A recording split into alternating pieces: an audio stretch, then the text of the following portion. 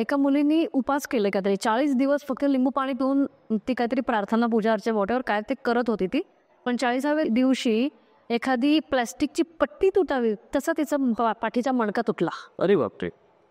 असं नाही होत की 3 महिन्यात वजन कमी होणार, तुम्ही बारीक दिसायला लागणार, असं होत नसतं.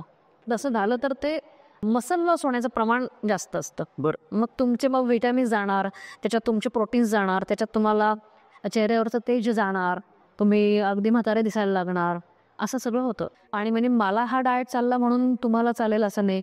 तुम्हाला एखादी गोष्ट चालली म्हणून तुमच्या घरातल्या इतर व्यक्तीला ते चालेलच असंही नाही आहे. आहार हे तुमचं औषध पाहिजे आणि तुमचं औषध हे तुमचं आहार झालं पाहिजे. लहान मुलं टाकून देतात खाणं, आईने खाऊन घेतलं काही बिघडत नाही. स्वयंपाक करता करता एखादी इडली खाऊन घेतली काही बिघडत नाही, किंवा पुऱ्या तळतोय खाल्ली एखादी पुरी काही बिघडत नाही, असं नाही होत. किंवा मीटिंग्समध्ये चालू आहेत चहावर चहा, काही बिघडत नाही, असं होत नाही. तुम्ही जरी काउंट करायला विसरलात तरी तुमची बॉडी काउंट करायला विसरत नाही. आपल्या आजोबांच्या वयाची माणसं वर्षभरात जेवढी साखर खायचे तेवढी साखर आज आपण आठवड्याला खातोय. बापरे. हे स्टॅटिस्टिक्स आहे. पण गोष्ट अशी की क्रेविंग्स होतात याचा अर्थ काहीतरी डेफिशियन्सी नक्कीच आहे. आयदर ती प्रोटीन्सची असेल किंवा विटॅमिन्सची असेल किंवा आणखी मिनरल्सची पण असू शकते.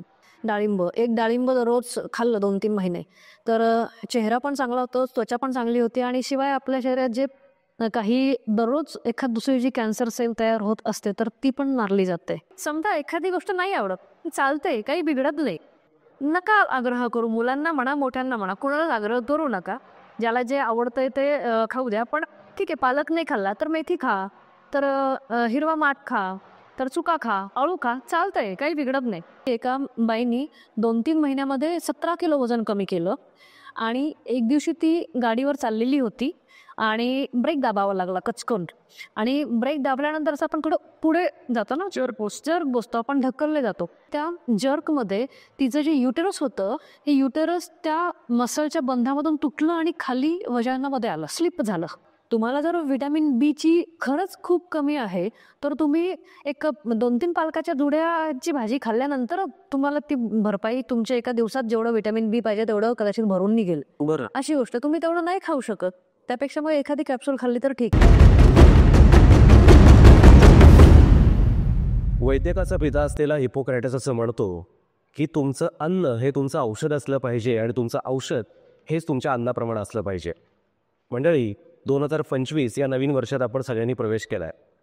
नवीन वर्ष येतं तेव्हा आपण सगळ्याच गोष्टींचं नियोजन करतो.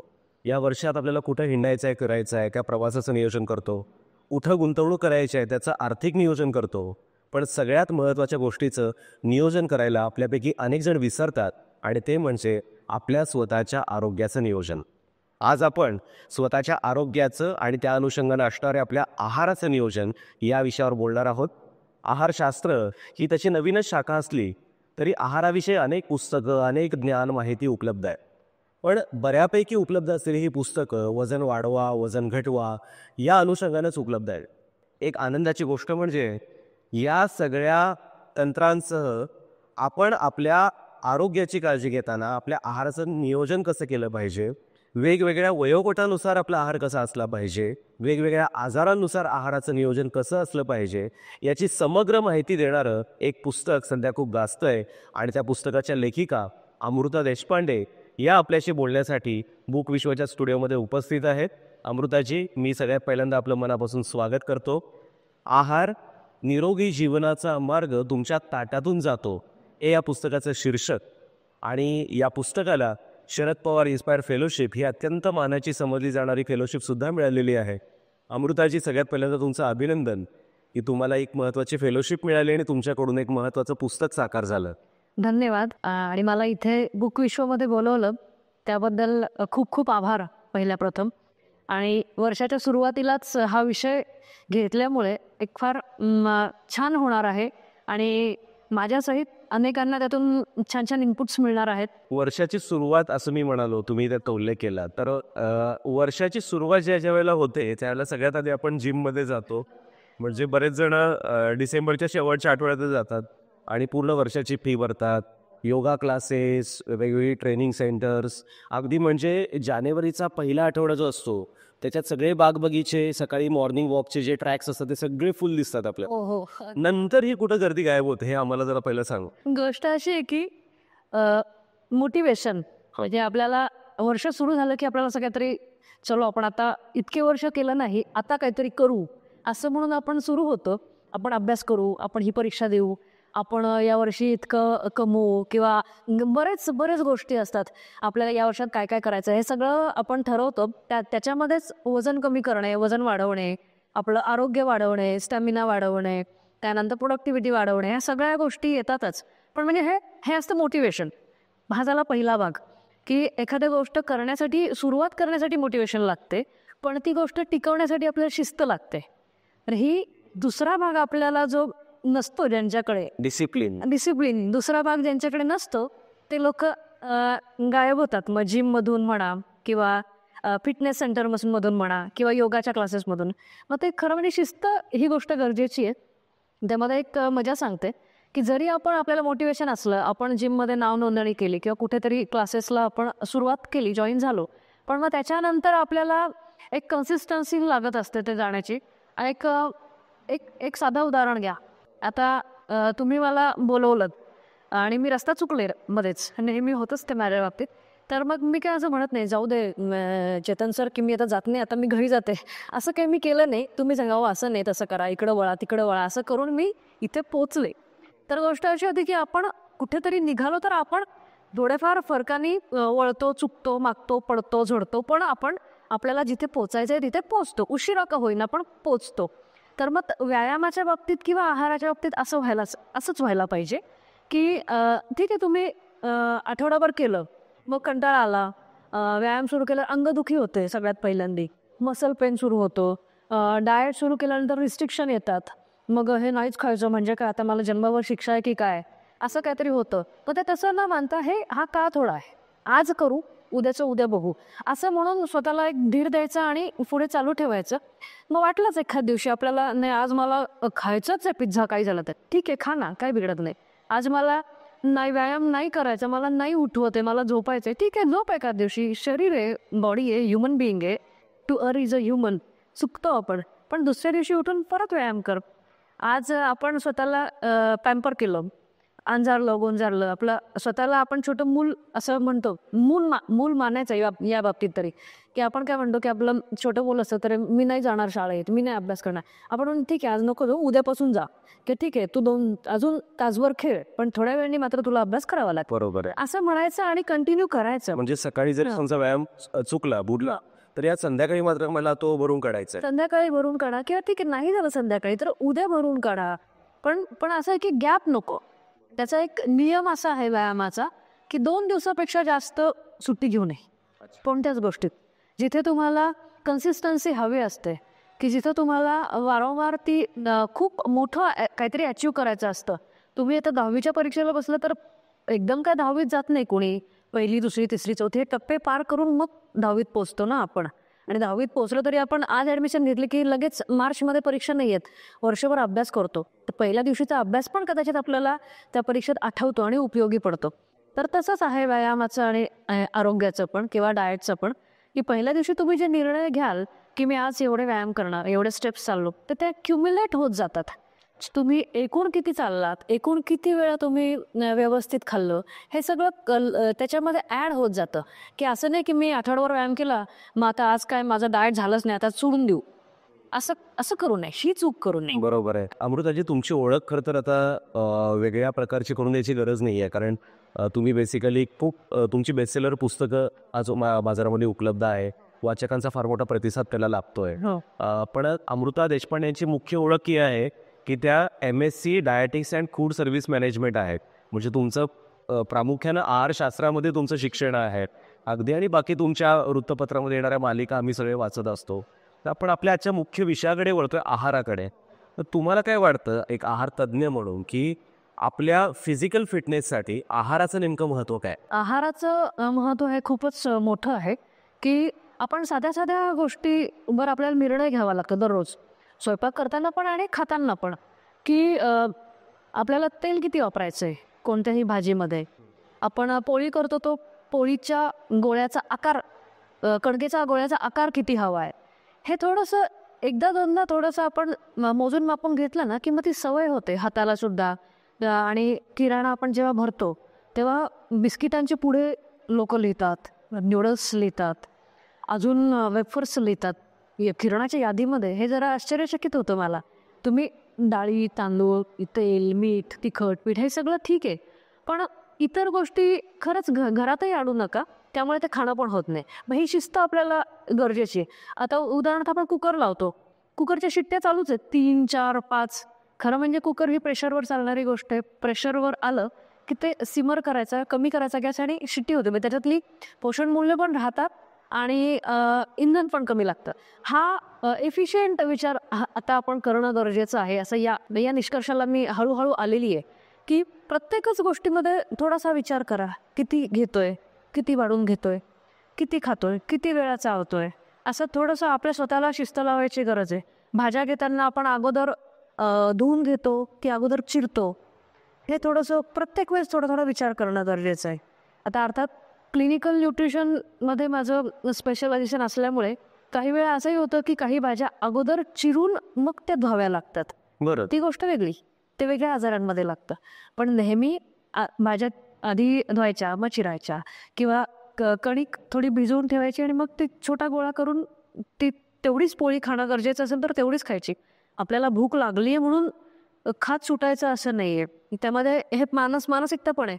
माणूस केव्हा केव्हा खातो. पहिली गोष्ट म्हणजे भूक लागेल तेव्हा तर आपण खातो, पण आपल्याला कंटाळा आला असेल, आपल्याला बोर झालं असेल, आपल्याला एखादं मनासारखं गोष्ट होत नसेल की कोणाकडे तरी माझं काम आहे आणि यार सारखा माणूस फोन उचलत नाही आहे, काय करायचं, चलो काहीतरी खाऊन येऊ, चल काहीतरी चॉकलेट टाकू तोंडात. आपण स्वतःला काहीतरी डायव्हर्ट करायचा प्रयत्न करतो. हल्ली हे खूप होतं. काम आपण करतोय पण संपत नाही, कामाचा कंटाळा येतोय, मग काय करायचं, बिस्किटं खात सुटतो, वेफर्स खात सुटतो. हे करतो आपण आणि हे जाणीवपूर्वक लक्षात यायला पाहिजे की आपल्या डेस्कवरती काही चिप्स किंवा वेफर्स, कॅडबरी, चॉकलेट हे आजूबाजूला नको आहे. घरात या गोष्टी नको आहेत.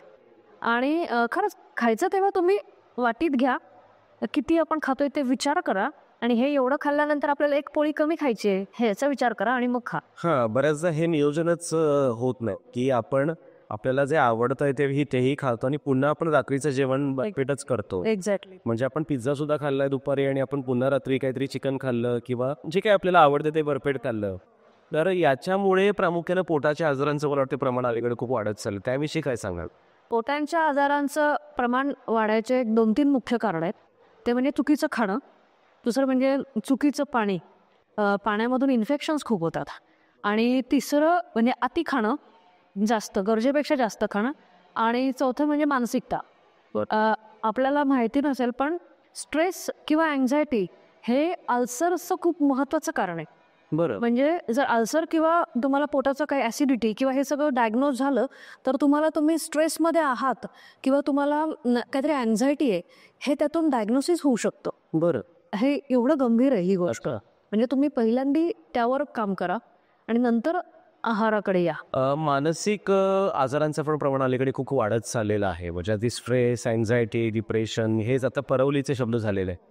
तर या सगळ्यामध्ये आहाराची भूमिका काय असते हे सगळं नियंत्रित करण्यासाठी? आहाराची भूमिका मानसिकतेमध्ये खूप महत्त्वाची आहे. कारण गोष्ट अशी आहे की आता आपण जे म्हणतो की तुमचं आहार हे तुमचं औषध पाहिजे आणि तुमचं औषध हे तुमचं आहार झालं पाहिजे. तर मग जेव्हा तुम्हाला प्रसन्न वाटणं गरजेचं असतं, तुम्हाला मोटिवेटेड वाटणं आवश्यक असतं, जेव्हा तुम्हाला एनर्जेटिक वाटणं गरजेचं असतं, तेव्हा आहार हा खूप महत्त्वाची भूमिका बजावतो. ती कशी? तर आता भारतीय आहाराचा आपण विचार केला तर भारतीय आहारामध्ये आपण कार्बोहायड्रेटचं प्रमाण खूप जास्त आहे, प्रोटीन्सचं कमी आहे, फायबरचं त्याहून कमी आहे. पण काही आफ्रिकेतल्या काही भटक्या जमातींचा आपण विचार केला, त्यांचा अभ्यास केला तर त्यांच्या आहारात 80% फायबर असतं आणि उरलेलं प्रोटीन्स असतं. 80% फायबर? 80% फायबर. तर त्यांना ते खायला आणि पचवायलाच खूप वेळ लागतो, त्यामुळे ते माणसं अगदी बारीक असतात, लुकडे, आणि त्यांची शारीरिक खूप लवचिकता खूप जास्त असते. अर्थात आपण तेवढं पचवू पण शकत नाही, ही पण गोष्ट आहे. आपल्याला जर मेंटली फिट राहायचं असेल तर तुम्ही आधी चांगला आहार घ्या. आपल्या आतड्यांमध्ये काही चांगले बॅक्टेरिया राहत असतात, तर ते निम्म अधिक अन्न पचवायला मदत करतात. त्यांचा तो मायक्रो बायोम म्हणतात, त्याला मायक्रोफ्लोरा म्हणतात. तर ते नीट ठेवण्यासाठी काही अन्नघटक महत्त्वाचे असतात. उदाहरणार्थ दही किंवा आंबवलेली पिठं, इडली वगैरे अशा गोष्टी तुम्ही आहारामध्ये ठेवा. काही काही वेळा ब्रेड हे आहारामध्ये असल्यानंतर हे मायक्रोफ्लोरा चांगला राहतो. त्यामुळे काही प्रोटीन्स, विटॅमिन्स शक्यतो त्यातून काही तयार होतात आणि ते शोषली जातात.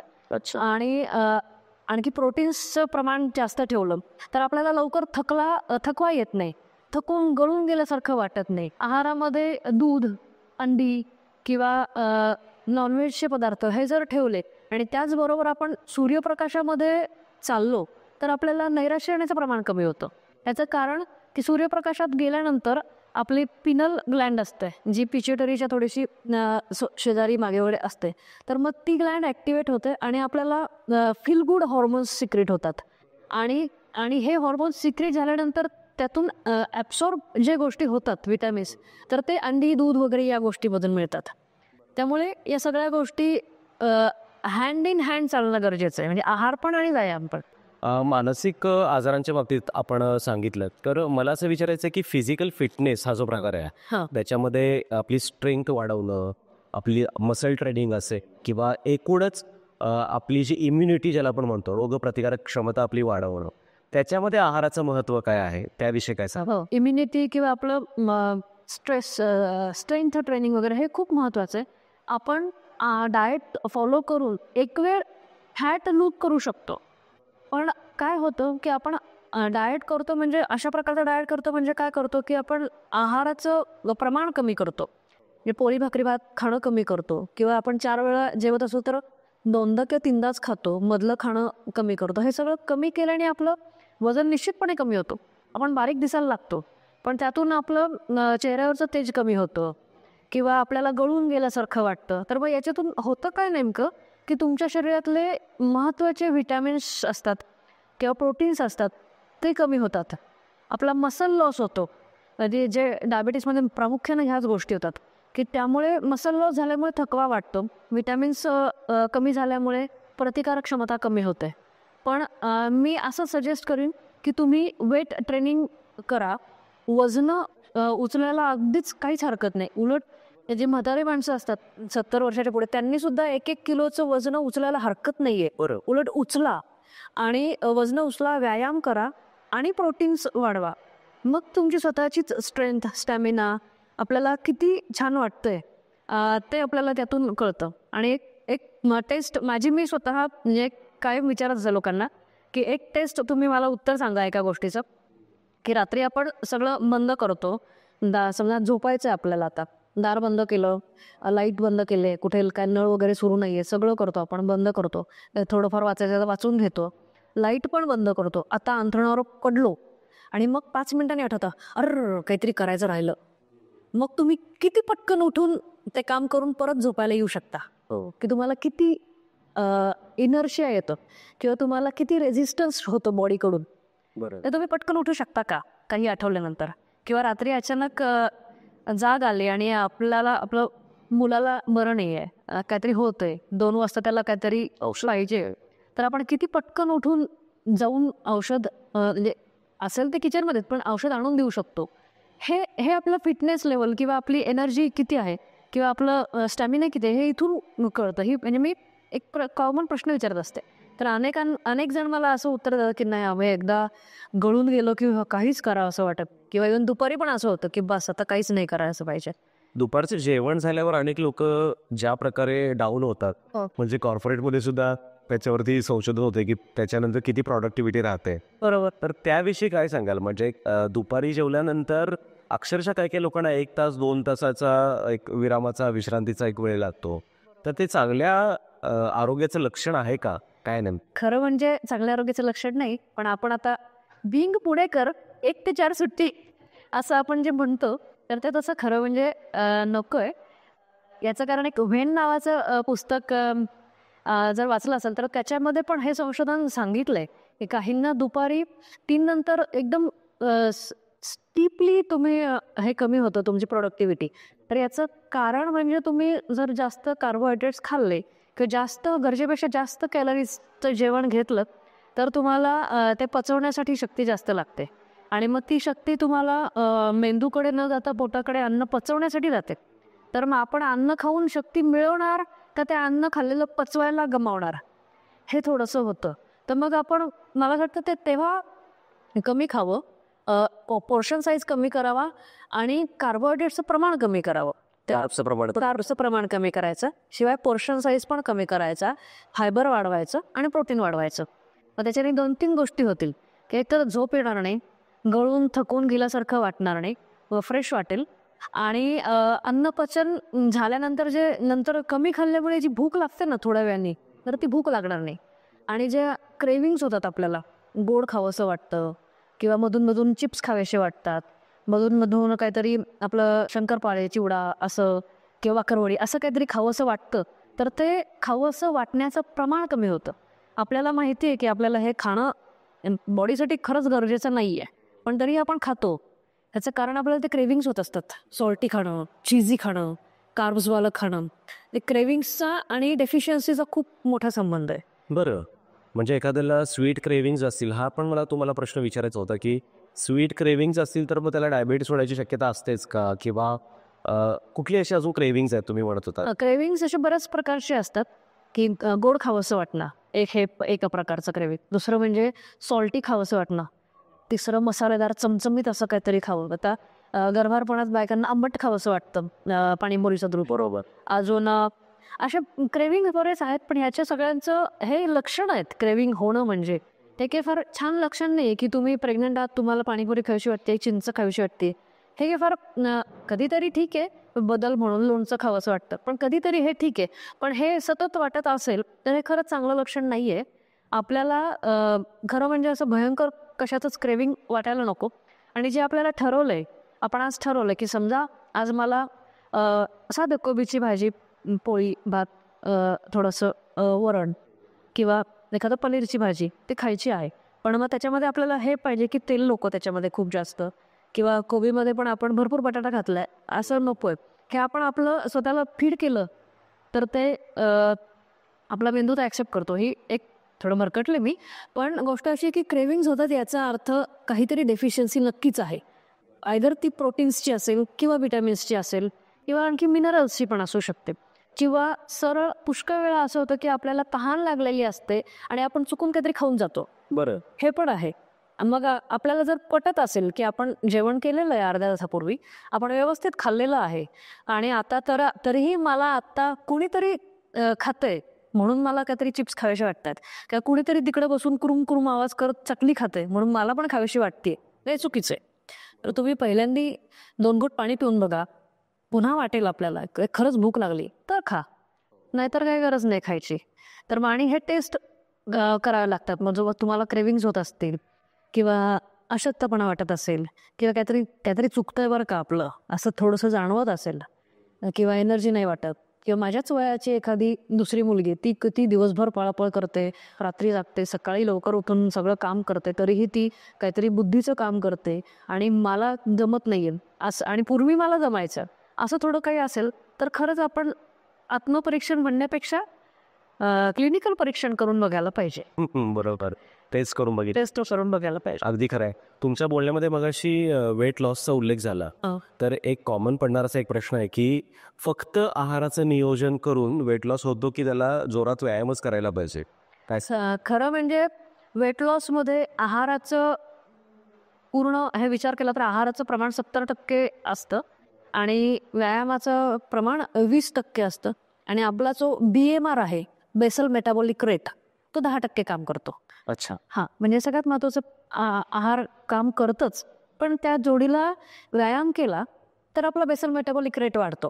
म्हणजे आपण एक गणित करू, तुम्हाला एखादं इन्कम 100 रुपये समजा तुम्हाला पाहिजे, तर तुम्ही 5 गुणिले 20 असं करणार की तुम्ही 10 गुणिले 10 करणार, का तुम्ही 2 गुणिले 5 गुणिले 10 करणार, हे असे सगळे हे गुणाकारामध्ये जातात. तर मग जेवढं तुम्ही जर तुम्ही अर्धा तास चालला तर तुम्ही खाल्लेलं अन्न जास्त चांगलं पचलं जाईल, तुमचा बेसल मेटाबॉलिक रेट पण वाढेल आणि तुम्ही कमी व्यायाम करून पण मग हे थोडंसं जास्त खाल्लं तर ते होऊनही तुमचं वजन खूप जास्त वाढणार नाही लगेच, ते होतं.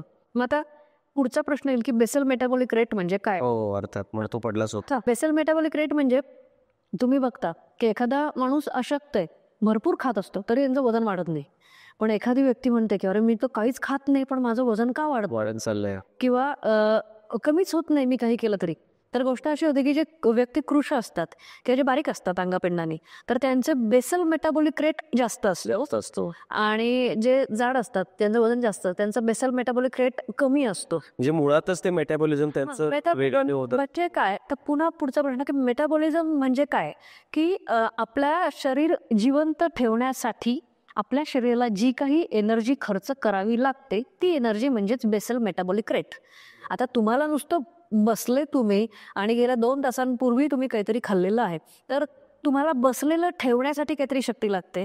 तुम्ही डोळ्यांनी बघताय तर ते आकलन क्षमता होण्यासाठी काहीतरी शक्ती लागते, मेंदूला काम करण्यासाठी शक्ती लागते, हृदयाला रक्त पंप करण्यासाठी शक्ती लागते, आतड्यांना खाल्लेलं पचवण्यासाठी शक्ती लागते, शरीराचं तापमान तेच टिकवून ठेवण्यासाठी शरीराला काहीतरी शक्ती लागते, बाहेर थंडी आहे तर मग ते ही जी शक्ती सगळी लागते त्याला म्हणतात बेसल मेटाबॉलिक रेट. आणि तुम्ही काहीही नाही केलं तरीही तुम्हाला ती शक्ती लागतेच जिवंत राहण्यासाठी. म्हणजे तुम्ही जर 2 पोळ्या खाऊन तुमचं वजन तेच राहत असेल आणि काही व्यायाम नाही केला तरी तुमचं वजन तेच राहत असेल तर याचा अर्थ 2 पोळ्यांनी इतकी शक्ती तुमच्या बेसल मेटाबॉलिक रेटमध्ये जातीये. म्हणजे तुम्ही 2.25 पोळ्या खाल्ल्या तर ते उरलेल्या वरच्या पाव पोळीची शक्ती तुमचं वजन वाढवण्यात जाते. मग तुम्ही म्हणाल की मी 2 पोळ्या खाते तर मग आता काहीच खाऊ नको का, तर तसं नाही. तुम्ही जर फक्त चतकोर पोळी कमी केली तरी तुमचं वजन कमी व्हायला मदत होते.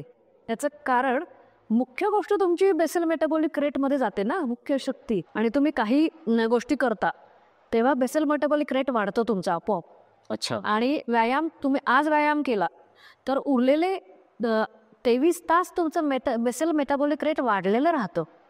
त्याच्यामुळे तुम्ही 24 तास व्यायाम करणं गरजेचं नाही आहे. 20-25 मिनिटं व्यायाम केला, 1 तास व्यायाम केला तरीही तुम्हाला उद्यापर्यंत दुसऱ्या दिवशीपर्यंत त्याचा फायदा मिळत असतो.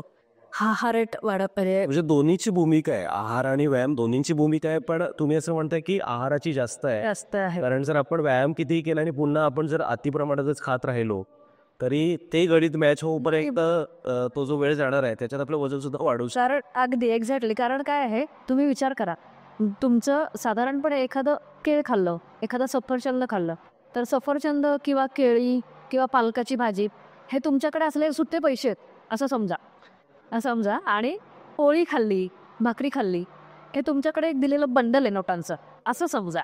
आणि तुम्ही जेव्हा एखादी काजू कतली खाता किंवा गुलाबजाम खाता तर हे तुम्हाला दिलेले गोल्ड कॉईन्स आहेत, गोल्ड कॉईन्स असं समजा. तर ह्या सगळ्या, आणि तुम्हाला लागतात कशामध्ये पैसे, सुट्ट्या पैशांमध्ये तुम्हाला पैसे लागतात. काय भाजी मार्केटमध्ये गेलेले आहात तुम्ही तर तुम्हाला 5 रुपये, 2 रुपये, 3 रुपये, 4 रुपये असे खर्च लागतात.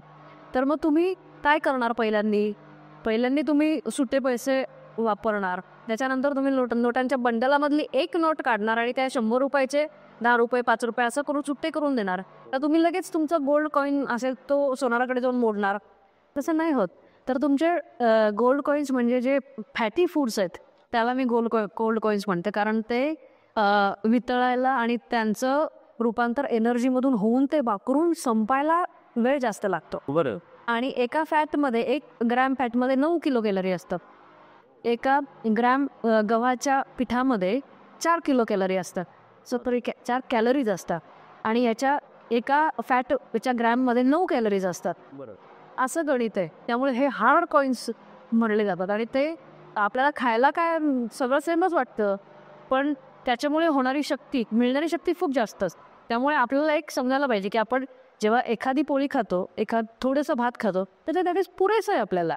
असं काही नाही की खूप गरजेचं आहे आपल्याला एवढं ताट भरून खाणं किंवा हे तेवढं. म्हणजे हा प्रश्न आहेच आहे बोला की आधीच्या काळी लोक बऱ्यापैकी खायचं. म्हणजे आपल्या आजी आजोबा त्या पिढीपर्यंत अगदी ते ताट पूर्ण ते पान भरलेलं असायचं. त्याच्यामध्ये म्हणजे अगदी सणवाराला सुद्धा मी पाहिलेलं आहे की अगदी पुरणपोळी पण असायची, पुन्हा चपाती पण असायची, भाजी असायची, भात असायचा, कोशिंबिरी असायच्या, आणि हे सगळं अगदी ते एन्जॉय करायचे. पण आत्ता आपल्याला तेवढ्या आहाराची गरज आहे का? कारण आत्ता आपण कॉर्पोरेट स्टाईलमध्ये आणि बैठ्या जीवनशैलीमध्ये जगणारी माणसं आहोत. बरोबर. तर त्याविषयी काय सांगाल? त्याची आपल्याला खरंच गरज नाहीये या करण्याची. पण आपण ह्या मागच्या एक 40-50 वर्षात काय काय बदल झाले हे जर एकदा बघितलं तर हे आपल्या आजी आजोबा वर्षातून किती वेळ पुरणपोळी करायचे? अगदी सणावाराला. हा. आणि आपण आज वाटलं चल काजू कतली खायची तर इथून इथून निघाल्यावर घरी जाताना 50 दुकान आहेत, कुठूनही मी घेऊन जाऊ शकते. अगदी. आणि आपल्या म्हणजे मला माझे वडील असंही सांगतात की त्यांच्या घरी जेव्हा पाहुणे यायचे तेव्हाच फक्त चपाती केली जायची. एक्झॅक्टली पोळी तेव्हाच व्हायची, इतरवेळेस भाकरी व्हायची. आणि गोड खायचं प्रमाण कमी होतं. साखर मिळायची नाही आपल्या आजी आजोबांच्या वेळेस. म्हणजे आपल्या आजोबांच्या वयाची माणसं वर्षभरात जेवढी साखर खायचे तेवढी साखर आज आपण आठवड्याला खातोय. बापरे. हे स्टॅटिस्टिक्स आहे. आणि साखर म्हणजे चहात घालून घेतलेली साखर नाही की दुधात घातली साखर आणि पिलं असं नाही आहे. तर आपण केचप घेतो त्यात साखर असते, आपण चिप्स खातो त्याच्यात साखर असते, आपण बाहेर जाऊन सूप घेतो एखादं त्याच्यात भरपूर साखर असते, आपण ग्रेव्हीच्या भाज्या घेतो त्यांच्यामध्ये साखर असते. जिथे जिथे कॉर्न स्टार्चचा उल्लेख केलेला असतो तर कॉर्न स्टार्च म्हणजेच साखर. या सगळ्या गोष्टी साखरेने लडबडलेल्या आहेत अक्षरशः. त्याच्यामुळे हे सगळं काही खायचं नाही. आणि म्हणून साखरेचं प्रमाण भरपूर वाढलेलं आहे, कॅलरीचा इंटेक भरपूर वाढलेला आहे, पोर्शन साईज भरपूर वाढलेला आहे. आणि आपण एकंदर जितकं खातोय ना ते सगळं प्रमाणच खूप वाढलेलं आहे. आणि हे वाढत असताना आपली शारीरिक हालचाल मात्र कमी झाली, एकदमच कमी झाली. आपल्याला पूर्वी आपण काय म्हणतो आता वेळ नाही मला म्हणून मी गाडीवर भरकन जातो, पण पूर्वीच्या काळी लोक थोडंसं जायचं तर तेवढ्या गाड्या नव्हत्या. बसस्टॉप पर्यंत चालत जाणं किंवा एसटी स्टँड पर्यंत चालत जाणं वगैरे हे सगळ्या गोष्टी, किंवा एसटी नाही मिळालं तर थेटला गावापर्यंत चालत अक्षरशः हे कॉमन होते. हे फार काही आश्चर्य वाटायचं नाही. आज आपण अरे बापरे मी इतके चालले, आपण स्टेप्स मोजतो. हे खांब मोजायची वेळ यावी म्हणजे अवघड आहे सध्या. आणि थोडक्यात सांगायचं म्हणजे खूप वाढले प्रमाण आणि सोपं झाल्यात गोष्टी मिळणं. जे मला आज पिझ्झा खावंसं वाटलं मी ताबडतोब खाऊ शकते, बर्गर खाऊ शकते, मी आज गुलाबजाम खाऊ शकते, आज पुरणपोळी खाऊ शकते. खव्याची पोळी म्हणली तर वाटेल ते शेजारच्या किराणा सुपरमार्केटमध्ये सुद्धा आज पुरणपोळी खव्याची पोळी रोज म्हणलं तरी मिळते. पण हे रोज खावं का हा प्रश्न आहे. अगदी खरं आहे. आणि आता टेक्नॉलॉजी सोबत आपल्याला एका क्लिकवरती 30 मिनिटांच्या आत स्विगी झोमॅटो आहे उपलब्ध. ते तर खूप मोठं कारण आहे हे सगळं शहरामध्ये, मोठ्या शहरामध्ये प्रामुख्याने एक मोठं कारण आहे. मला आहाराच्या संदर्भात असा एक पुढे प्रश्न विचारायचा आहे की तुम्ही कार्बोहायड्रेट्स, प्रोटीन्स आणि फॅट्स बद्दल बोललात, तर बाकी जे एलिमेंट्स असतात म्हणजे विटॅमिन्स म्हणा, तर त्यांचा रोल एक्झॅक्टली काय असतो? विटॅमिन्सचा रोल हा आहारात खूपच महत्त्वाचा असतो. याचं कारण जे आपल्या शरीरातल्या प्रत्येक पेशीमध्ये जे काही बारीक सारीक गोष्टी घडत असतात, आपली पेशी म्हणजे खूप मोठी तर फॅक्टरी आपण असं म्हटलो तर त्याच्यामध्ये प्रोटीन्स तयार करणं, कार्बोहायड्रेट्समधून एनर्जी निर्माण करणं, ह्या सगळ्या गोष्टी होण्यासाठी आपल्या इव्हन मेंदूमध्ये एका न्यूरॉनचा दुसऱ्या न्यूरॉनशी संपर्क होणं, आपल्याला पटकन काहीतरी क्लिक होणं, आपल्याला काय बोलायचं हे कळणं, काय वाचतोय त्याचा अर्थ कळणं, गोष्टी लक्षात येणं, रस्ते समजणं, ह्या सगळ्या गोष्टींच्या जे काय पेशीच्या अंतर्गत कामं चालतात हे सगळ्या कामांमध्ये विटॅमिन्सनी भाग घेतलेला असतो. बरं. त्यामुळे विटॅमिन्सची खूप मोठा रोल आहे ह्याच्यामध्ये. त्या आहारमध्ये विटॅमिन्सवर प्रकरण आहेच, त्या विटॅमिन्सचा खूप मोठा रोल आहे. म्हणजे हे दिसत नाहीत पण काम खूप मोठं करतात. पण गोष्ट अशी की तुम्ही विचाराल मग विटॅमिन्स आपण खूप का नाही खात, तर याचं कारण आहे की विटॅमिन्स हे आपण स्वयंपाकघराचा विचार केला तर विटॅमिन्स एक भांडं म्हणलो आपण तर आपल्याकडे तवा असतो, पातेलं असतं वगैरे. हे आपल्याला भाजी रोज आणावी लागते, करावी लागते, खावी लागते. भांडं मात्र आपण रोज एकच धुवून वापरतो किंवा तवा एकच असतो घरात तर तो आपण घासून परत तोच वापरतो. विटॅमिन्स तसं काम करतात. विटॅमिन्स कॅटलिस्ट सारखं काम करतात केमिकल रिॲक्शन्समध्ये. तर ते केमिकल रिॲक्शन घडवून आणतात आणि स्वतः बाजूला होतात. परत पुढची रिॲक्शन व्हायला ते परत भाग घेतात, परत बाजूला होतात. त्याच्यामुळे विटॅमिन्सचा एक रेणू अनेक कामं घडत आणतो आणि तो एका वेळेस अनेक वेळा भाग घेतो या गोष्टींमध्ये. त्यामुळे विटॅमिन्स कमी लागतात पण ते गरजेचे असतात. ते नसतील तर गोष्टी होत नाहीत, हेही तेवढंच खरं. नाही तुमच्या घरात कणिक आहे, तेल आहे, पीठ आहे, मीठ आहे, इंधन आहे पण तवाच नाही, पोळी कशी करणार? अगदी खरं. पण जर एक तवा असेल तर तुम्ही पुढचे 10 वर्ष आरामात काही दुसऱ्या तव्याची गरज नाही. बरोबर आहे. असं त्याचं थोडक्यात प्रेझेन्स असणं खूप खूप गरज ॲब्सॉर्प्शन आणि त्या प्रोसेससाठी. आणि तो भाग घेतो पण स्वतः नामानिराळा होतो नंतर. म्हणजे हे काही प्रोटीन्स बद्दल आणि काही प्रोटीन्स आपल्याला रोज घ्यावे लागतात. उदाहरणार्थ विटॅमिन्स बी आणि सी, कारण की ते पाण्यात डिझॉल्व्ह होतात आणि ते आपल्या लघवी वाटे निघून जातात. आणि ADEK हे विटॅमिन्स असतात ते फॅट सोल्युबल. ते शरीरात फॅट्समध्ये राहतात. त्याच्यामुळे ते 3 महिन्यांनी थोडंसं वाढवून घेतलं तरी चालतं असं. अलीकडे विटॅमिन्सच्या सप्लिमेंट्स घेण्याचं प्रमाण खूप वाढत चाललं. पण तुम्हाला असं एक आहारतज्ञ म्हणून वाटतं का की आपण नॅचरली म्हणजे नैसर्गिकपणे जो आहार आहे त्यातून जास्तीत जास्त विटॅमिन्स कशी मिळतील हे पाहिलं पाहिजे आणि कुठले ते सोर्सेस आहेत त्यासाठी? बरोबर. विटॅमिन्स आपल्याला नॅचरली जेवढे घेता येईल तेवढे घ्यावेच. पण गोष्ट अशी आहे की जिथे डेफिशियन्सी निर्माण होते तिथे तुम्हाला कधी कधी सप्लिमेंट्स गरजेचे असतात. बरोबर. हे दुसरी गोष्ट. आणि आता आपण तुम्हाला जर व्हिटॅमिन बीची खरंच खूप कमी आहे तर तुम्ही एक 2-3 पालकाच्या जुड्याची भाजी खाल्ल्यानंतर तुम्हाला ती भरपाई तुमच्या एका दिवसात जेवढं व्हिटॅमिन बी पाहिजे तेवढं कदाचित भरून निघेल. बरं. अशी गोष्ट. तुम्ही तेवढं नाही खाऊ शकत. त्यापेक्षा मग एखादी कॅप्सूल खाल्ली तर ठीक आहे. पण जेवढं तुमच्यासोबत तुमच्या शरीरात सगळे विटॅमिन्स नॉर्मल लेवलवर आहेत, मग ते नॉर्मल लेवलवर टिकवण्यासाठी म्हणून तुम्ही रोजचा आहार हा विटॅमिन्सनी युक्त असा घ्यायला पाहिजे. मेंटेनन्सचं काम आहार खूप चांगलं करतो, पण जिथे सिव्हिअर डेफिशियन्सी आहे तिथे मात्र विटॅमिन्स लागतात. पण पुढची ही गोष्ट अशी की विटॅमिन्स ॲब्सॉर्ब करण्यासाठी पुन्हा आपल्याला चांगला आहार घेणं गरजेचं आहे. उदाहरणार्थ कॅल्शियम तुम्ही सप्लिमेंट्स घेतात तर मग कॅल्शियम घेण्यासाठी पुन्हा दूध घेणं गरजेचं असतं की दुधातून मिळणारे काही विटॅमिन्स आहेत तर ते कॅल्शियमच्या ॲब्सॉर्प्शनसाठी मदत करतात. असंच विटॅमिन सी आणि लिंबाचं किंवा आयर्न घेतलं तर नुसतं आयर्न काय ॲब्सॉर्ब होत नाही, त्यासोबत तुम्हाला लिंबू खावं लागतं. लिंबाचा रस किंवा जे काही वातावरणात लिंबू किंवा असं घ्यावं लागतं. तर हे गरजेचं आहे. आणि आणखी पण एक गोष्ट आहे की काही वेळा असं होतं की नुसते सप्लिमेंट्स घेऊन पण शरीर ॲब्सॉर्ब करत नाही, कारण ते शरीराला काही कधी कधी काय होतं की या लक्षातच येत नाही की हे बाहेरून आपल्याला विटॅमिन दिलं गेलेलं आहे. तर हा प्रयोग एक यांनी केला, कमला सोहोनींनी केला की एका मुलाच्या शरीरामध्ये विटॅमिन सीची खूप मोठी डेफिशियन्सी होती. त्या विटॅमिन सी स्कर्वी. तर त्याचे सगळे हातपाय फुटलेले होते. त्याच्या असं स्किनमधून असं रक्त यायचं काही कारण नाही, असं नुसतं बोट लावलं की रक्त, एवढी डिफिशियन्सी होती आणि त्याला विटॅमिन सी देणं गरजेचं होतं की. तर मग सगळ्यांनी विटॅमिन सीच्या गोळ्या दे, लिंबाचा रस पाज, संत्री घे, हे सगळं केलं आणि ते काही तरी ते होत नव्हतं. मग ह्या कमला सोहोनींच्या लक्षात आलं की विटॅमिन सी ॲब्सॉर्ब होण्यासाठी विटॅमिन पीची गरज असते. ते त्यांनी शोधून काढले. आणि विटॅमिन पी हे एक नवीन गोष्ट आहे, ते आहारमध्येच कळेल काय मजा आहे याच्यामध्ये. तर मग ते हरभऱ्यामधून मिळतं. अच्छा. हां. तर मग हरभरा त्यांनी ते उकडले, त्याचं ते उसळ केली छानपैकी, त्याच्यावर लिंबाचा रस पिळला आणि तो दिला. मग ते त्या मुलाच्या शरीरात ॲब्सॉर्ब झालं. बरं. आणि मग तो 1-2 आठवड्यामध्येच त्याचं रक्त येणं वगैरे सगळं बंद झालं. हे सगळं होतं. आणि ह्याची स्टोरी फार छान सांगितली त्या आहारमध्ये, त्या नक्की वाचायला पाहिजे.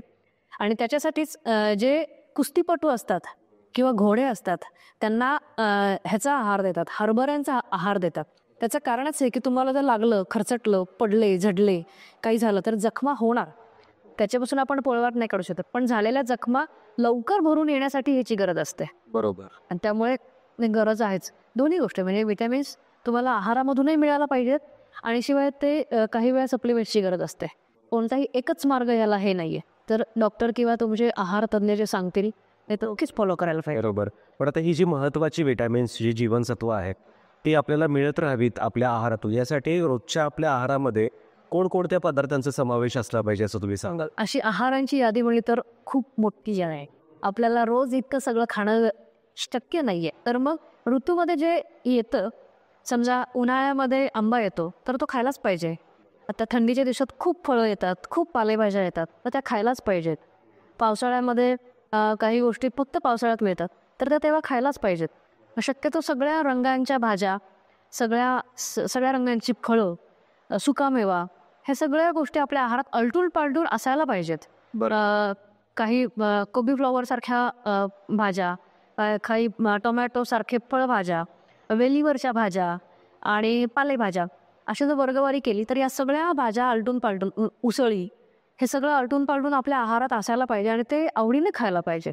म्हणजे मला हे आवडत नाही, मी खाणारच नाही, किंवा फळं नको बाबा कशाला, असं काही नाही.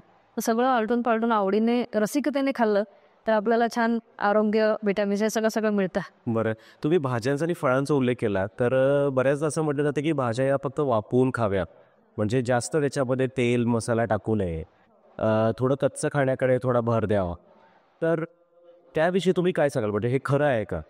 ते ज्याला जसं पचतं त्याने तसं नक्कीच खावं. म्हणजे काही भाज्या भयंकर गाळ शिजवून खाण्याची गरज नसते. उदाहरणार्थ लाल मोपळा थोडीशी एक वाफ दिली की छान शिजतो तो, बस तेवढंच ठीक आहे. भेंडी एखादी वाफ दिली की छान शिजते, पण ते कोबीला थोडंसं जास्त शिजवावं लागतं. त्यानंतर फ्लॉवरला थोडं शिजवावं लागतं. तर मग ज्या भाज्या शिजवायच्या त्या नक्कीच शिजवाव्या. उगाच कच्चं खायचं हे धरू नये, आग्रह करू नये. तर पालक मेथी वगैरे ह्या भाज्या खूप कच्च्या खाणं पण गरजेचं नाही.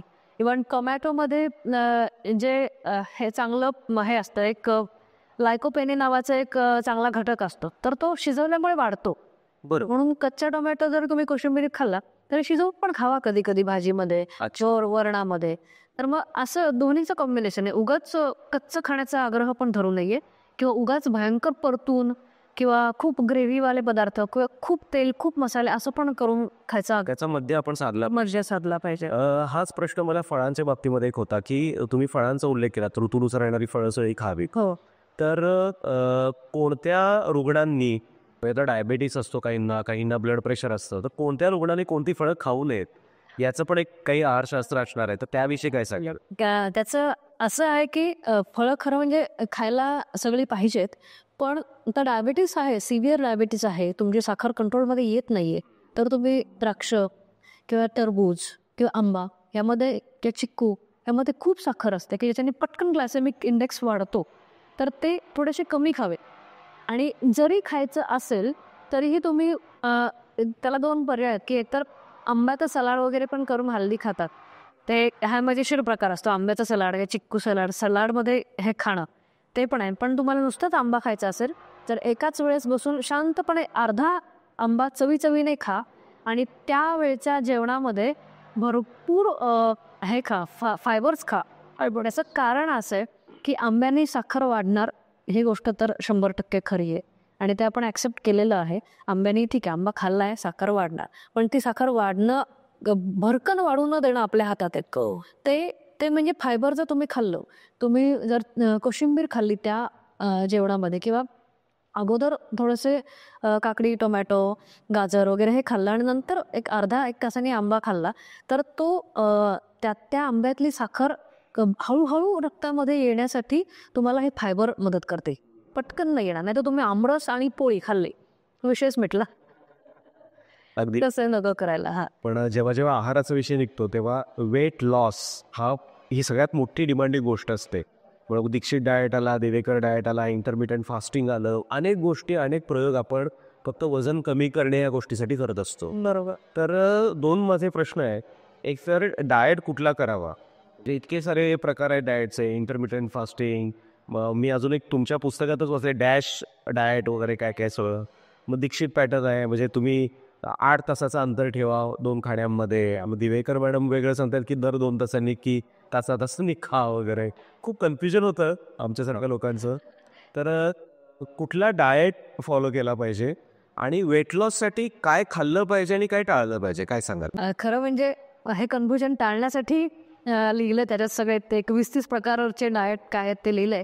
पण एक साधा प्रश्न मी तुम्हाला विचारते, तुम्हाला आता सर्दी झाली तर तुम्ही काहीतरी माहिती असलेल्या गोळ्या औषधं घेता.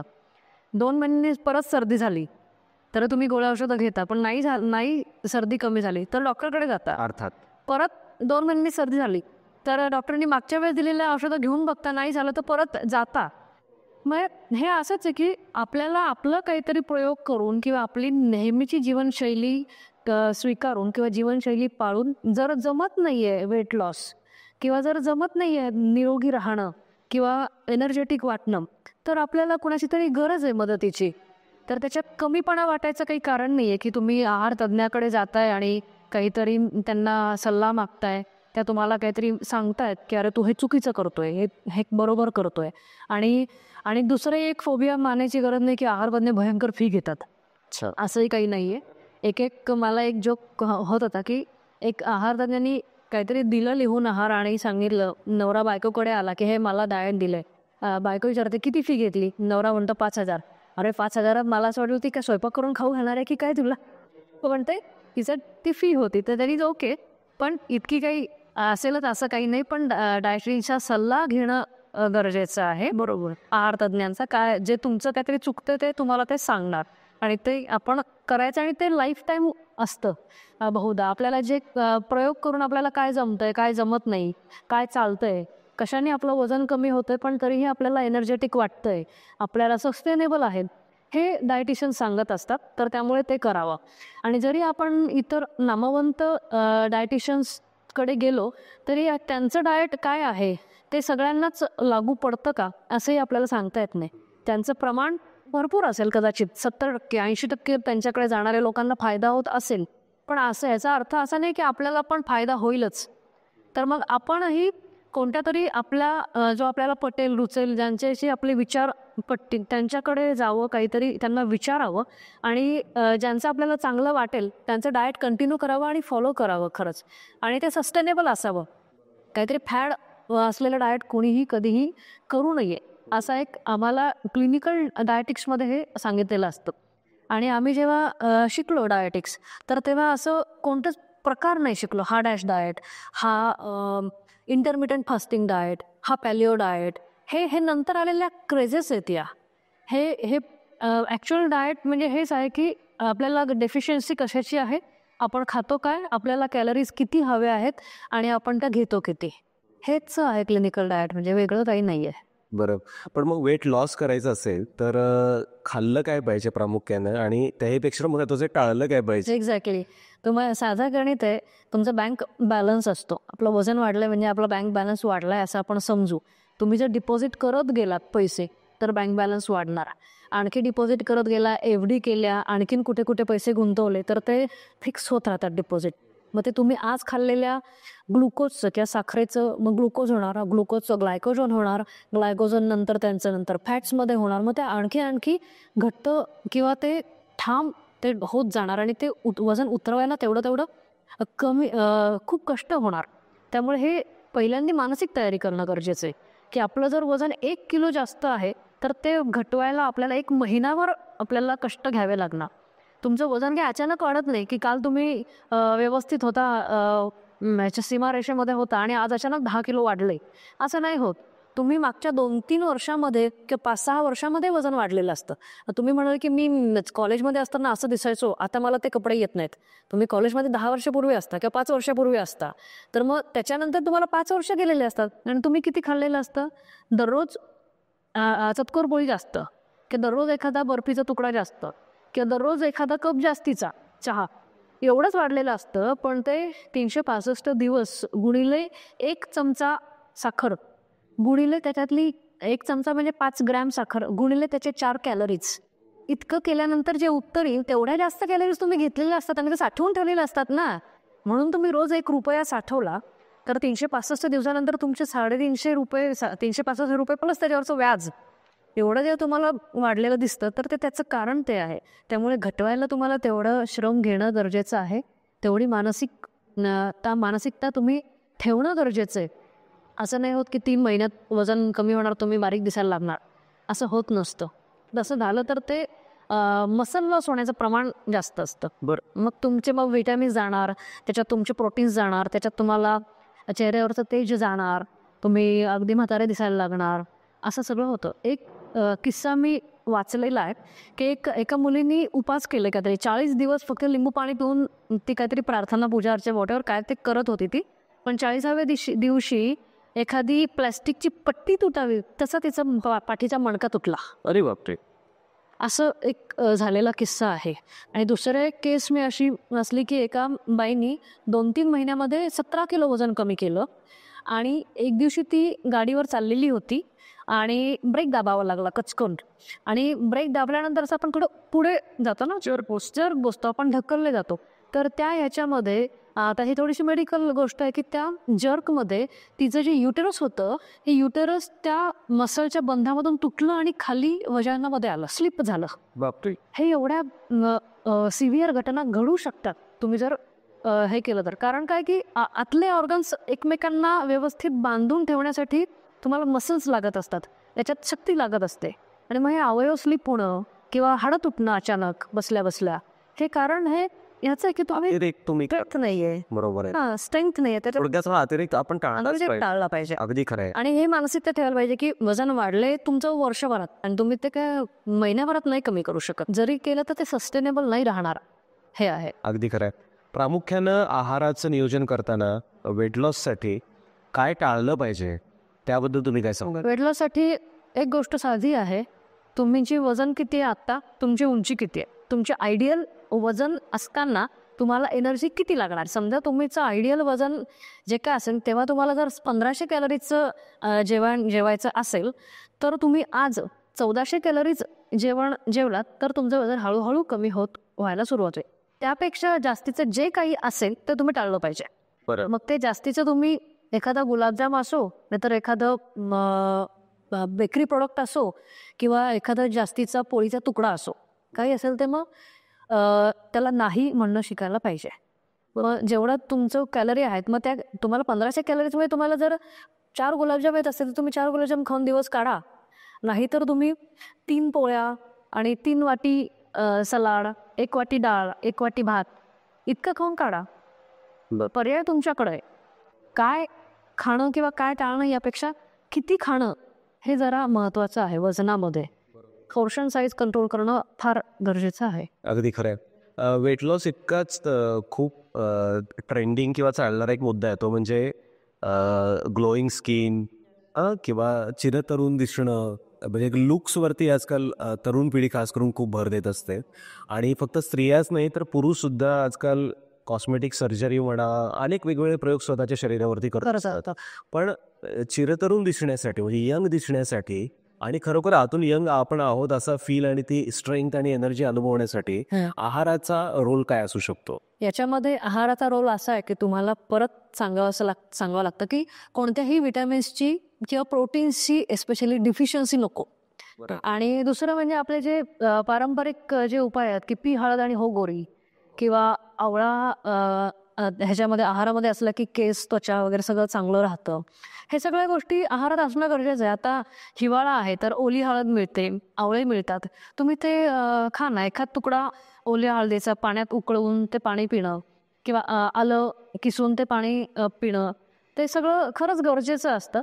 आणि एक हिवाळ्यामध्ये जर आपण ओली हळद आलं किंवा अशा हे सगळ्या गोष्टी जर नियमितपणे सेवन केल्या तर मग तुम्हाला पुढचं वर्षभर तुम्हाला बाकी कोणत्याच गोष्टीची गरज लागणार नाही. आता आपण आपल्या चेहऱ्यावर तापसा दिसतो, एस्पेशली झोप नाही झाली किंवा डोळ्यांवर ताण आला, हे सगळं ह्याचं कमी करण्याचं उपाय म्हणजे हळद तुम्ही घेऊ शकता, आलं घेऊ शकता. तर या गोष्टींमुळे खरंच चेहरा टवटवीत दिसतो. चेहऱ्यावर जे काही बारीक सारीक चेहऱ्यावर इतरही आपल्या शरीराच्या अंतर्गत कुठे बारीक सारीक इन्फेक्शन असेल ते निघून जातं. चेहऱ्यावर पिंपल येणं किंवा उठसूट आपल्याला काहीतरी पोटाचा विकार होतात किंवा खरचटलं लागलं तर ते जखम लवकर भरून येत नाही, हे सगळं होतं. तर याचं कारण हे आहे.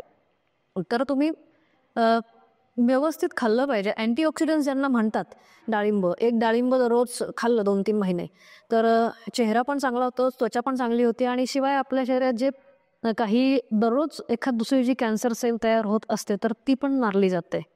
तर आता हे थोडं विषय भरकट आहे पण आपल्या शरीरात दररोज एक कॅन्सर सेल तयार होत असते आणि ते आपलं शरीर मारत असतं त्यांना, ही एक गोष्ट आहे. तर मग हे अँटीऑक्सिडंट्स आणि हे सगळं खाणं गरजेचं आहे आणि त्याच्याने आपल्याला आतून पण ग्लो त्याच्याने येतो. आणि त्याच्यासोबतच आठवड्यातून 2-3 वेळा तरी ॲटलिस्ट घाम येईपर्यंत व्यायाम करा. घाम येईपर्यंत ते हार्टबीट वाढेपर्यंत तुम्ही तेवढ्या वेगाने चाला, तेवढ्या वेगाने पळा, काहीतरी कृती करा, हे गरजेचं आहे. नाहीतर होऊ शकत नाही हे. आपण थोडं आजारानुसार आहार नियोजन याच्याविषयी बोलूया. म्हणजे आता बैठ्या जीवनशैलीमुळं किंवा आपल्या एकूणच ताणतणावाच्या धकाधकीच्या आयुष्यामुळं ब्लड प्रेशरचं प्रमाण खूप वाढत चाललेलं आहे किंवा कोलेस्ट्रॉलच्या पातळ्या वरखाली होत असतात. तर अशा रुग्णांनी कुठला आहार घेतला पाहिजे आणि कुठला आहार टाळला पाहिजे, काय सांगा? खरं म्हणजे तर फक्त एखाद्याला फक्त डायबेटीस आहे फक्त ब्लड प्रेशर आहे किंवा फक्त कोलेस्ट्रॉल आहे असं नाही होत. मग त्या कोलेस्ट्रॉलसोबत तुमचं वजन वाढलेलं आहे का, कोलेस्ट्रॉलसोबत तुम्हाला फॅटी लिव्हर आहे का, किंवा डायबेटीससोबत तुमचं वजन वाढतं आहे का, तुम्हाला प्रोटीन्स पचत आहेत का नाही पचत आहेत का, तुम्हाला स्ट्रेस आहे का, किंवा आणखीन काय काय आहे ह्या सगळ्या कंडिशन्स लागू कराव्या लागतात डाएट एखाद्याला द्यायचं म्हणजे. मग त्याच्यानंतर प्रत्येकाची कंडिशन वेगळी असते, त्यामुळे एखाद्याला एखादा डाएट लागू पडतो, एखाद्याला लागू पडत नाही. त्याच्यामुळे या प्रश्नांचं उत्तर असं होईल की तुम्ही काही ठळक ढोबळमानाने तुम्ही या गोष्टी टाळूच शकता, की तुम्ही हे ब्लड प्रेशर जास्त असेल तर मीठ कमी खा. त्याच्यानंतर तुम्हाला जर कोलेस्ट्रॉल असेल, हार्टचा काही प्रॉब्लेम असेल, हार्टची जेनेटिक हिस्ट्री असेल, तर तुम्ही कोलेस्ट्रॉलचे प्रमाण कमी करा आणि फायबरचं प्रमाण वाढवा. हे सगळं एक ठोकताळे झालेत. पण स्टील हे असं म्हणण्यासारखं आहे की ताप आला की पॅरासिटामॉल घ्या. पण कोणतं पॅरासिटामॉल, कोणत्या कंपनीचं, ओके, त्याच्यात आणखीन काय पाहिजे, तुम्हाला ताप आल्याचं कारण काय, हे सगळं जसं डॉक्टर सांगू शकतात. आणि ते तुमच्या रुग्णासमोर असल्याशिवाय डॉक्टर काय नुसतेच अधांतरी औषधं देत नाहीत. तसंच हे पण आहे की तुम्हाला आणखीन काय कंडिशन्स लागू होतात त्याच्यानुसार तुम्हाला डाएट दिला जातो. आणि ते सिरियस असतात या गोष्टी. आणि म्हणजे मला हा डाएट चालला म्हणून तुम्हाला चालेल असं नाही, तुम्हाला एखादी गोष्ट चालली म्हणून तुमच्या घरातल्या इतर व्यक्तीला ते चालेलच असंही नाही आहे. अगदी खरं. त्यामुळे इथे थोडं तज्ज्ञांचं इंटरव्हेन्शन गरजेचं असतंच. अगदी खरं आहे. तुम्ही बऱ्याचशा छान गोष्टी सांगताय की कुठल्या व्यक्तीने काय आहार घेतला पाहिजे किंवा सगळे जे काही घटक आहेत त्याचा कसा बॅलन्स राखला पाहिजे. पण घरामध्ये एक वेगळं, अगदी घरामध्ये एक वेगळं चित्र दिसतं की लहान मुलाने दूध प्यायलाच पाहिजे, कारल्याची भाजी खाल्लीच पाहिजे, पालकाची पण भाजी खाल्लीच पाहिजे, कडधान्य सगळी खाल्लीच पाहिजे. आणि मग ती सकाळपासून एक ग्लास घेऊन त्याच्या मागे धावत असते आणि मुलं मग दूध पित नाही. तर बऱ्याचदा असं होतं लहान मुलांमध्ये की त्यांना अमुक एक पदार्थ आवडतच नाही आहे. खरंय. तर मग अशा सीनमध्ये, अशा केसेसमध्ये आपण काय तुम्ही सल्ला द्याल? म्हणजे त्यांनी ते खायलाच पाहिजे यासाठी पालकांनी प्रेशराईज करणं गरजेचं आहे की काही वेगळे काही पर्याय आहेत त्याला सुद्धा? खरंय. एक आता आपण व्हिडिओ पण बघतो, काही असे रील्स बघतो की मुलांना न कळता त्यांना पालक खायला घाला, मुलांना न कळता त्यांना कडधान्य खायला घाला. ते रेसिपीज वेगवेगळ्या, त्याच्यात वेगवेगळे सॉसेस आणि काय काय मिसळून. पण मी एक तुम्हाला मज्जा सांगते, जेव्हा मी सगळं आहारशास्त्र शिकायला लागले आणि आपल्याला प्रिन्सिपल्स लक्षात येत जातात एका गोष्टीचे, एका विज्ञानाचे किंवा एका विषयाचे. तर पहिलं प्रिन्सिपल माझ्या हे लक्षात आलं, म्हणजे माझ्या स्वतःसाठी, चला पालक नाही खाल्ला तर चालतोय, मला स्वतःला पालक नाही आवडत. तर एक गोष्ट अशी की समजा एखादी गोष्ट नाही आवडत, चालतंय, काही बिघडत नाही, नका आग्रह करू. मुलांना म्हणा, मोठ्यांना म्हणा, कोणालाच आग्रह करू नका. ज्याला जे आवडतंय ते खाऊ द्या. पण ठीक आहे, पालक नाही खाल्ला तर मेथी खा, तर हिरवा माठ खा, तर चुका खा, अळू खा, चालतंय, काही बिघडत नाही. जर दूध नसेल आवडत तर दही खा, कढी पी, तर चीज खा, थोडंसं तूप खा, पनीर खा, टोफू खा, काही बिघडत नाही. पण पण न आवडणाऱ्या पदार्थांची यादी ही आवडणाऱ्या पदार्थांच्या यादीपेक्षा कमीच पाहिजे. आणि न आवडणारे पदार्थ हे 2, 3, 4 इतपतच ठीक आहेत. आणि ते वेगवेगळ्या कॅटेगरीतले पाहिजे. म्हणजे मला पालेभाज्या पूर्णच आवडत नाहीत हे चुकीचं आहे, मला दुधाचे कोणतेच पदार्थ आवडत नाहीत हे चुकीचं आहे. आणि चालत नसतील, तुम्ही आत्ता आपण बोलत होतो लॅक्टोज इंटॉलरन्स, चालत नसतील तर त्याला वेगळे उपाय आहेत. पण आवडत नाही ही गोष्ट वेगळी. तर मग मला पूर्णच कडधान्य आवडत नाही, मला फळं काहीच आवडत नाही, असं नको व्हायला. हां, तुम्ही लॅक्टोज इंटॉलरन्स विषयी बोल, तर तो काय प्रकार नेमका आहे? लॅक्टोज इंटॉलरन्स म्हणजे दुधामध्ये लॅक्टोज नावाची साखर असते. ग्लुकोज, फ्रुक्टोज, शुग्रोज, सगळं दुधात लॅक्टोज नावाची साखर असते आणि ती आपल्याला पचत नाही. तर मग आपल्याला जेव्हा पचते तेव्हा खरं म्हणजे काय होतं की ती दूध पोटात गेल्यानंतर पहिल्यांदा त्याचं विघटन होतं आणि दही होतं. बरं. आणि दही मग पचतं.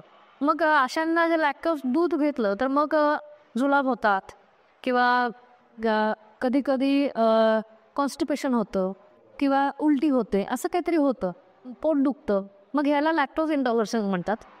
शक्यतो एशियन कंट्रीजमध्ये बऱ्याच जणांना ही गोष्ट होते, लॅक्टोज इंटॉलरन्स असतो. कारण आपलं काही असं भयंकर मुख्य अन्न दुधावर असं काही नाही आहे. आता उदाहरणार्थ इटालीमध्ये सगळीकडे चीज, दूध, दही वगैरे हे पदार्थ तिकडे सगळीकडे जास्त असतात. तर पास्त्यामध्ये सुद्धा त्यांचा सॉस पण दुधात वगैरे बनतो. तर आपल्या कोणत्याच मुख्य अन्न घटकामध्ये, भाजी, पोळी, भात, वरण, याच्यामध्ये दुधाचा समावेश असा दररोज आणि इतका तितका नसतो. बरोबर. तर मग आपण असं मुख्य अन्न म्हणून दूध नाही घेऊ शकत. त्याच्यामुळे नाही दूध पिलं तरी चालतं, हे झालं लॅक्टोज इंटॉलरन्स.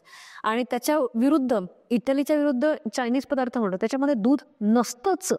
तुम्ही अभ्यास करा, त्याच्यामध्ये सोया वगैरे असतं, तितका सोया आपण नाही खाऊ शकत. बरोबर, त्यांच्याकडे ते असतं. इडलीमध्ये जेवढं दूध असतं तितकं आपण नाही घेऊ शकत. आपलं मुख्य अन्न काय आहे की ज्वारी, बाजरी, तांदूळ आणि थोड्या प्रमाणात गहू, पालेभाज्या आणि मोड आलेली कडधान्य, हे आपलं मुख्य अन्न आहे. हो. आपण फोडण्या करून खातो. इतरांना त्या फोडण्या सहन पण होत नाहीत आपल्या. इतक्या स्ट्रॉंग तेल किंवा स्ट्रॉंग तिखट, स्ट्रॉंग अशा मिरच्या किंवा मसाले, हे ते आपापलं हे जेनेटिक्समधून आलेलं असतं. लॅक्टोज इंटॉलरन्स काय इतर गोष्टी काय. बरोबर. तर मग त्याला वेगळे उपाय आहेत की दूध नाही पिलं तरी चालतंय, पण तुम्ही ताक प्या, दही खा, पनीर खा, चीज खा, तूप खा. हे परत उपाय तोच आहे. अगदी खरं. मला हा एक प्रश्न आपल्याला विचारायचा होता की काही तज्ज्ञ असं म्हणतात की ब्रेकफास्ट करू नका, म्हणजे ब्रेकफास्ट टाळा आणि फक्त 2 जेवणं करा, सकाळचं एक आणि रात्रीचं अगदी हलकं. आणि काही जण असं म्हणतात की ब्रेकफास्ट हा केलाच पाहिजे. तर आपल्या भारतीय जो काही आपला पारंपरिक आहार आहे त्याच्यामध्ये नाश्ता हा जो प्रकार आहे, सकाळचा नाश्ता, तर त्याच्यामध्ये कार्ब्सचं प्रमाण खूप असतं. पण काळानुसार त्याच्यामध्ये बदल करणं, मुळात नाश्ता केला पाहिजे का, आणि तो काय केला पाहिजे, काय वाटतं? बरोबर. नाश्ता खरं म्हणजे केला पाहिजे. त्याचं कारण की आपल्याला पूर्ण रात्रभर झोपून म्हणजे 8-10 तासांचा जो गॅप झालेला असतो, त्याच्यानंतर एनर्जी मिळण्यासाठी थोडासा नाश्ता करणं गरजेचं असतं. पण त्याच्यामध्ये पण तुम्ही भरपूर कार्ब्स खाताय. आता कॉर्नफ्लेक्स वगैरे या गोष्टीचा खूपच आपल्याला मारा होतो. पण आपल्याला सांगितलं तर आश्चर्य वाटेल, पण कॉर्नफ्लेक्सचा ग्लायसेमिक इंडेक्स हा गव्हापेक्षा जास्त आहे. बरं. खूप जास्त आहे. तर ते टाळलेलंच बरं. तर मग तुम्ही फायबर भरपूर आहेत, थोडंसं प्रोटीन भरपूर आहे आणि कार्बोहायड्रेट्स थोडंसं आहे, अशा प्रकारचा नाश्ता करा. गोड, त्याच्यातही गोड कमी खा. म्हणजे आपण पारंपरिक रित्या दररोज जे खात नाही, पोहे वगैरे आपण कायम पोहे का, हां, पोहे, उपमा, एखादी इडली, डोसा, थालीपीठ, एखादा पराठा, काहीच नसेल तर एखादी भाजीपोळी. हे खूप चांगलं आहे नाश्त्यासाठी. पण त्याचं पण प्रमाण आणि वैविध्य दोन्ही आपल्याला पाहिजे. आणि आपण इतर देशांमध्ये की काय दररोज आठवड्याभरापूर्वीचं करून ठेवतात आणि ते ओव्हनमध्ये गरम करून तेवढं खातात आणि त्याच्यासोबत वेगवेगळे सलाड्स खातात. तसं आपल्याला इतकं घासपूस आणि इतकं नॉनव्हेज आपण नाही कंबाईन करू शकत. आपल्याला काय शेवटी जाऊन आपण भाजीपोळी, नाही तर भात वरण, नाही तर भाजी भाकरी, ह्याच्याशिवाय आपलं पान हलू शकत नाही. तर ते आपण ॲक्सेप्ट करायला पाहिजे. आणि मग वजन असेल तर मग पोर्शन साईज ॲड करा. एखादा आजार विकार असेल तर एखाद दुसरा पदार्थ टाळा किंवा एखाद दुसरा पदार्थ ॲड करा. एवढंच फक्त आपण बदल करू शकतो, पण ते पण जाणीवपूर्वक करायला पाहिजे. बरोबर. हेच आहे. आपण एकूणच आहाराच्या नियोजनाविषयी आणि या सगळ्याविषयी बोललो की काय केलं पाहिजे, काय टाळलं पाहिजे. पण अगदी प्रॅक्टिकल प्रश्न विचारतो. हे सगळं ऐकायला छान वाटतं, पण जेव्हा क्रेविंग्ज होतात, म्हणजे समोर आपल्या काहीतरी ठेवलेलं असतं की बाकरवडी आहे, चकली आहे, वेफर्सचं काहीतरी पॅकेट दिसतं आपल्याला, किंवा अगदी गोड पदार्थांचं क्रेविंग अलीकडे खूप वाढत चाललेलं आहे. जे बऱ्याच लोकांना जेवल्यानंतर काहीतरी गोड खायला पाहिजे असं वाटतं. तर ही क्रेविंग्स टाळायची कशी, आणि हे सगळं नियोजन कसं करायचं, याचं सेल्फ कंट्रोल कसं करायचं म्हणून हा प्रश्न आहे. हा खरंच म्हणजे प्रश्न महत्वाचा आहेच. आणि तो प्रॅक्टिकल आहे. प्रॅक्टिकली आहे. आणि याचं उत्तर आहार आणि मानसिकता दोन्ही गोष्टींमध्ये येतं. मुळात आहार समुपदेशन करताना पहिल्यांदा आम्ही मानसिकता तयार करतो की आपल्याला बदल करायचा आहे. हे काही गोळी खा ताप जाईल असं नाही आहे. बरोबर. ते आपण जे वर्ष, 2 वर्ष, 4 वर्ष, 10 वर्ष चुकीच्या पद्धतीने आहार आणि जीवनशैली करत गेलो, त्याचा परिणाम म्हणून आपल्याला काहीतरी आजाराचं किंवा आरोग्याचं काहीतरी ठेच पोचलेली आहेत. आता आपण सुधारतोय.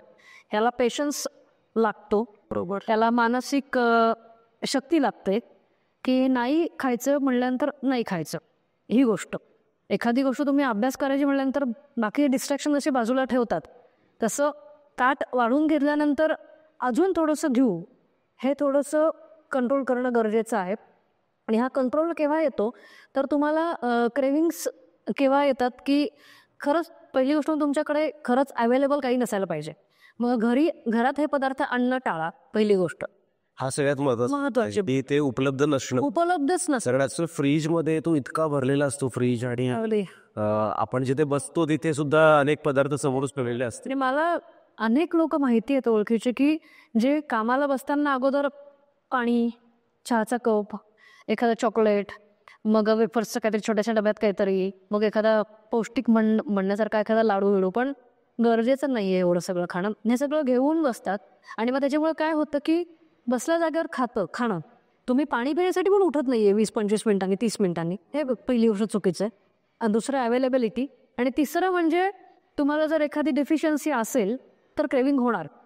आणि क्रेविंग होतीये, काहीतरी खारट खावंसं वाटतंय, काहीतरी तेलकट खावंसं, तुपकट खावंसं वाटते, चीझी खावंसं वाटते, गोड खावंसं वाटते, किंवा काहीच नाही तर भूक कंट्रोल होत नाहीये. हे एक प्रकारचं क्रेविंगच आहे. म्हणजे मला कळतंय की मला माझ्या शरीराला 2 पोळ्या खाऊन बास आहे, मला यापेक्षा जास्त खायची गरज नाही, पण स्टील मी खातीये. त्याचं कारण तर काहीतरी डेफिशियन्सी आहे, काहीतरी कमतरता आहे. मग ती कशाची कमतरता आहे हे शोधणं, त्याच्यावर मात करणं आणि नंतर ऑब्झर्व करणं. समजा तुम्हाला वाटलंच की नाही चकली दिलेली आहे ती खायची आहे मला, मग आपण एक 5 मिनटं थांबायचं, विचार करायचा की खरंच गरजेचं आहे का चकली खाणं.